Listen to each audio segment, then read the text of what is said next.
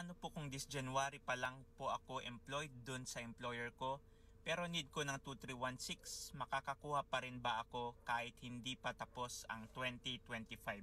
Kailangan niya daw sa visa application niya. Ano ba yung BIR Form 2316? Yan yung Certificate of Compensation Payment. Yan po yung ITR natin pag tayo ay empleyado. Nakalagay dyan yung income natin, yung contributions natin, pati yung tax kung meron man tayong binayaran. Tapos magagamit na po natin si BIR Form 2316 para sa mga requirement na humihingi ng ITR.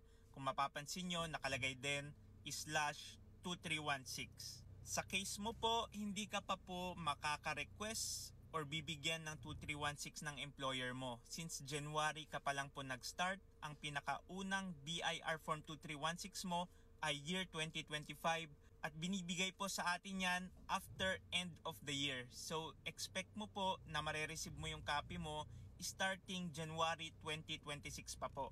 Ang guidelines po ni BIR, dapat binibigay sa atin ng employer ang ating 2316 on or before January 31. So ang suggestion ko para sa visa requirement mo, explanation letter ang i-attach mo para sa lacking requirement mo na ITR or BIR Form 2316. You are a freelancer at meron kang concern or question regarding freelancers BIR registration and freelancers tax compliance, comment mo lang yan at sasagutin ko yan.